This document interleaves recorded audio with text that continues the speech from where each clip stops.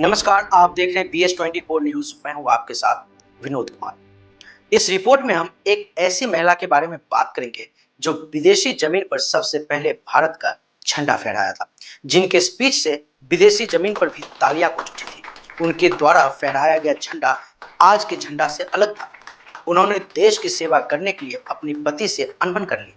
जी हाँ, हम बात कर रहे हैं भिखारी जी कामा की। इस रिपोर्ट में हम जानेंगे उनके द्वारा विदेश में फहराए गए भारतीय झंडा के बारे में और कैसे उनका जीवन समाज सेवा को समर्पित था। 1907 में विदेशी धरती पर पहली बार भारतीय झंडा फहराने के बाद भिखाजी कामा ने पूरी दुनिया को संबोधित करते हुए कहा था, यही है भारत का झंडा, यही भारत के लोगों का प्रतिनिधित्व करता है, इसे सलाम करो। इस झंडे को भारत के लोगों ने अपने खून से सींचा है, इसके सम्मान की रक्षा में जान दी है।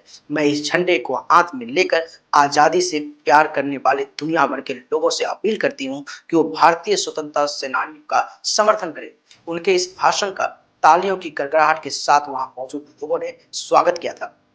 भिखाजी कामा ही वो पहली भारतीय महिला थी जिन्होंने 1907 में पहली बार विदेशी धरती पर भारतीय झंडा लहराया था।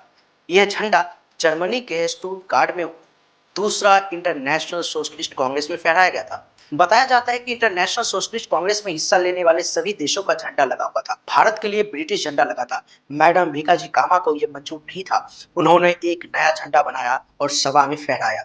वह पहला मौका था जब विदेशी जमीन पर पहली बार कोई भारतीय झंडा लहराया गया था। भिखाजी कामा द्वारा बनाया गया यह झंडा आज के झंडे से बिल्कुल अलग था। इसमें हरे, पीले और लाल रंग के 3 पट्टियां थी। सबसे ऊपर हरा रंग था जिस पर 8 कमल के फूल बने थे। ये 8 फूल उस वक्त भारत के 8 प्रांतों को दर्शाते थे। बीच में पीले रंग की पट्टी थी जिस पर वंदे मातरम लिखा था। सबसे नीचे नीले रंग की पट्टी थी जिस पर सूरज और चांद बने थे। पुणे की केसरी मराठा लाइब्रेरी में यह झंडा अभी भी सुरक्षित रखा है। अगर उनके जीवन की बात करें तो भिखाजी कामा की जन्म ब्रिटिश भारत के बॉम्बे में एक अमीर पारसी भिखाई सोहराबजी पटेल के घर 24 सितंबर 1861 को हुई थी।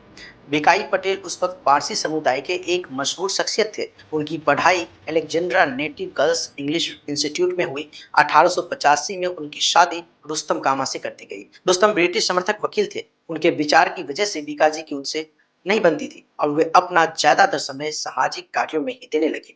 1896 में तत्कालीन बॉम्बे राज में प्लेग बीमारी का प्रकोप हुआ। उन्होंने पीड़ितों की सेवा की। इस दौरान भिखाजी खुद भी इस बीमारी की चपेट में आ गए। उनकी तबीयत बहुत ज्यादा खराब हो गई।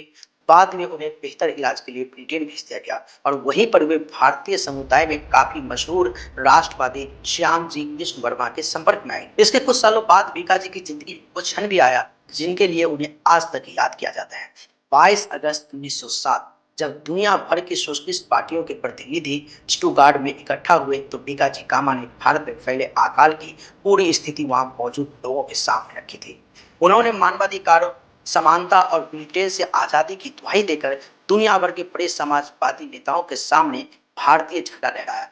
भिखाजी कामा के इस साहस ने खूब सुर्खियां बनोगी थी। भिखाजी कामा और श्याम जी कृष्ण वर्मा द्वारा डिजाइन किए गए इस झंडे को वर्तमान भारतीय झंडे की आधारशिला के तौर पर भी देखा जाता है। 13 अगस्त 1936 को 74 वर्ष की आयु में बॉम्बे में उनका निधन हो गया। फिलहाल अब तक के लिए इतना ही। तमाम तरह की खबरों के लिए बने रहें BS24 न्यूज के साथ। धन्यवाद।